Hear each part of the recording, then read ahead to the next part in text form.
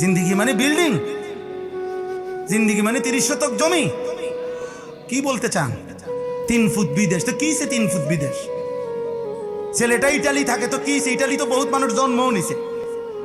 হ্যাঁ, আপনার ফুট তো 28 বছর বয়সে না গেছে ইটালি, যাতে ফইলে তো ইটালি। হ্যাঁ, যাতে জন্ম ইটালি, যার 14 গোষ্ঠী ইটালি, তে তো আরো বড় কপাল। আমনের যদি ফুট ইউরোপ থাকাতে আমনের কপাল এত বড়, ভাগ্য আমনের কপাল। তাইলে যার বাপ দাদা জন্মসূত্রে ইটালি ইউরোপ, তার তো পুরাটাই কপাল। তার নাকও নাই, চোখও নাই, ঠোঁটও নাই, মুখও নাই, পুরাটা কপাল। কপালের কারণে চোখ নাক কান হয়তো অন্য জায়গায়। পাগলামি করেন মিয়া। আমি বিদেশের বিরোধিতা করছি না, ইটালি হারাম বলছি না, ইউরোপকে হারাম বলি নাই বেটা। কিন্তু এক মুসলমান, এক ইমানদার আপনার জীবনের সফলতা, আপনার জীবনের সার্থকতা, আপনি টাকা সম্পদ বিদেশ বিল্ডিং দালান ব্যবসাকে বললেন কেন?